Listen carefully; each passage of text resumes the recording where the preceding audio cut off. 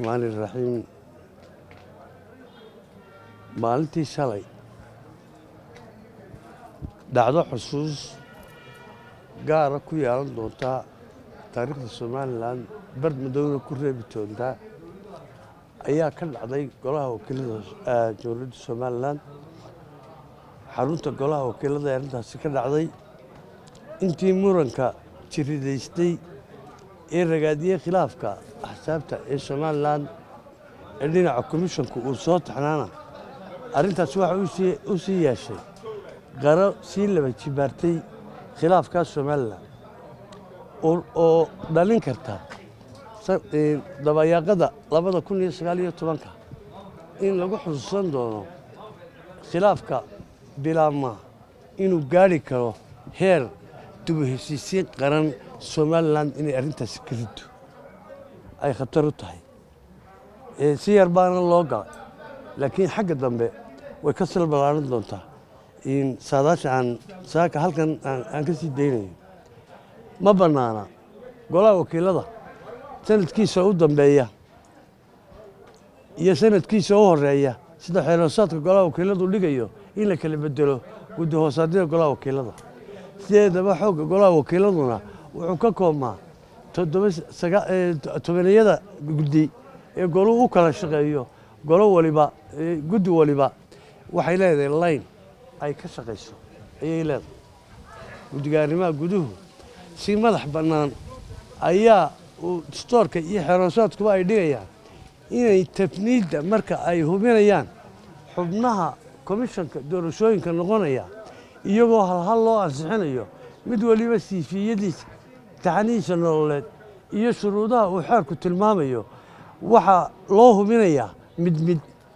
codayntiisuna waxay u dhacaysaa mid waliba wuxuu u baahan yahay kala badh iyo hal codadka golaha wakiilada ayuu u baahan yahay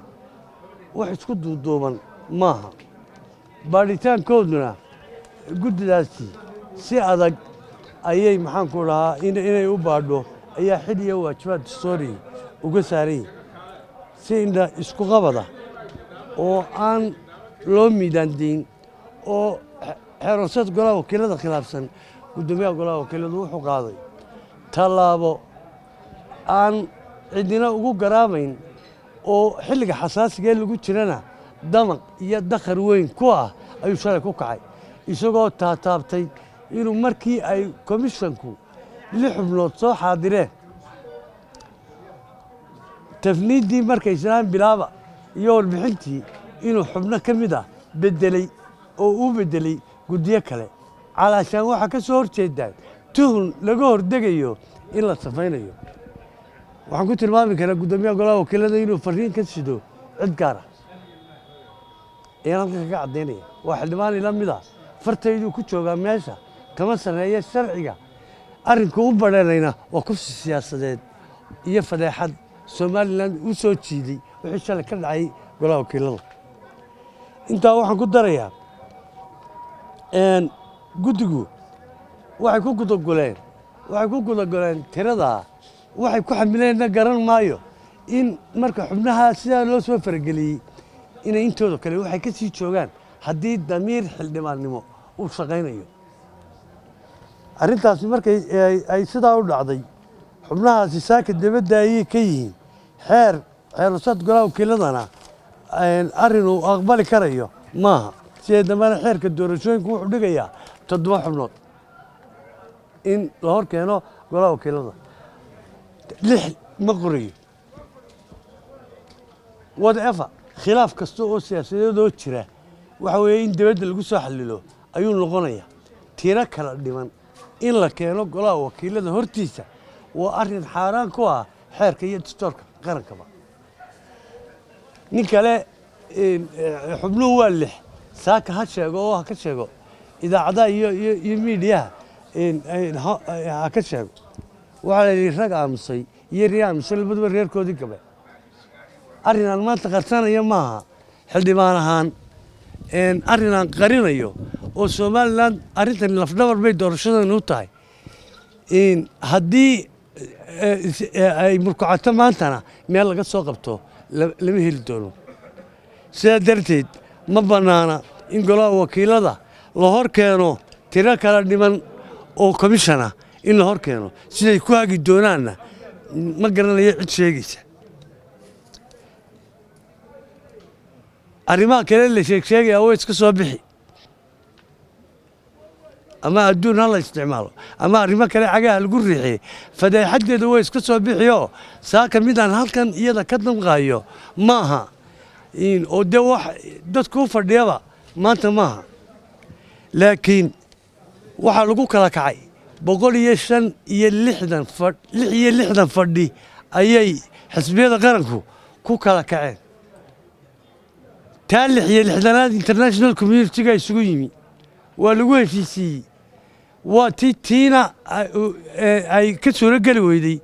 dhinaca madaxweyne muuse bixiye xisbigiisa kulmiye ayay ka suuro geli weyday in arrintaasi ay taabagal ka noqoto maantana khilaafkii fadhi kala kicii 66aad ayaa lagu kala maqan yahay iyadoo khilaafkii 66aad lagu kala maqan yahay ayaa arrintan dhacdadan fadeexadan dambana ay ku soo birtay oo ay dhacday maanta waa kala dhaqaaq loogu talagalay inaan dib la isugu soo laaban waxaan halkan ka sheegayaa markaa guddida arrimaha guduhu xubinta 7aad guddoomiyaha guddiga arrimaha guduhu wuxuu yidhi CV-giisii baanu haynaa wadaad caana baa jiray oo magaalo wuxuu ugu haystay axkaamta dumarkaa laga meersan jir nin aad wuxu soo bartay buu ahaa oo qaadiyada kaloo dhammi ay ka dambeeyaan maalintii dambe ayaa ilaa iminkay tani inoo xalaalowdeeyey inan baa sawirkeedii dibadda laga soo diray markaasaa la yidhaha cusmaan baa inanta doonaya u meheri wadaadkuna wuu yar lacag jecla lacagtii baa dabeed loo dhiibay wadaadkii dhammaayey magaaladu daba socotay markii lacagtii loo dhiibay gabadhii sawirkii ninkii u meheriyey ayaa la yidhi aw hebelow maxaad meherisa wadaadkii markii baa taqaaquf ugu dambeysay iyo sumcad dambe iyo cid isloo timaadoo dumar ka mehersata markii baa ugu dambeysay madaxweyne muuse biixi maanta ma waxaan ku tilmaamaa inuu qaadigii la mid yahay sawirka laga mehersaday war commission kala dhiman cid aqbali kartaa iyo qaran ay anfacaysaa midna ma jiro waxaan leeyahay arrintaa waxaan ka digayaa cawaaqib xumada ay somalilan u horseedi kartaa waa khilaaf la muddo dhammaysan doona siyaasiyan madaxweyne muuse biixi cabdi iyo maamulkiisa somalilandna xamilka intaa leeg ma leh war abaar roob waa laga doogaa abaar siyaasadeed baa dhacday lagama doogsan karo waa kama kacdo arrintan maanta dhacday waxaan uga digayaa inta xorriyadda jecel midnimada somalilan jecel qarannimadeeda iyo dimuqraadiyadda jecel inay arrintaa ka ogsato ka kacdo maxaan ku idhaahaa loo caqli celiyo nin baa lagu yidhi war geel baynu dhacaynaa geelaha waynu dhacaynaaye adiga habar qaylo badan oo foojig baa halkaa ahe habartaa adigu ku beeg ninkana fulaa lagu xaman jiri habartii buu dabeetana isku qaaday wuxuu arkay wuxuu inaanay habar ahayne uu nin muruqyo weyn yahay markii horena dee wuxuu siiyey islaantaadan adigu feedhfeedh inta geela raggu dareerinayo ninkiibuu dee arkay oo muruqyadiisii ayuu arkay wuxuu war habartii layguma hadleeyo maanta waxaan leeyahay war somalilan halkay maanta marayso cod iyo constituency labadaba waan leeyahay hoggaanka sare xisbiga waddanina waan ka mid ahay war mustaqbalkii dalku jar buu ka laalaadaaye intaanu siiban hala daba qabta waan leeyahay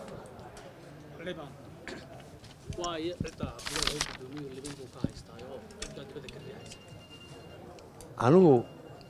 wax la qariyo qulun baa ku jira waa aqalka labada tallaabo noo dhaxaysa laamiduna badho iyo madaxweyne muuse biixi cabdi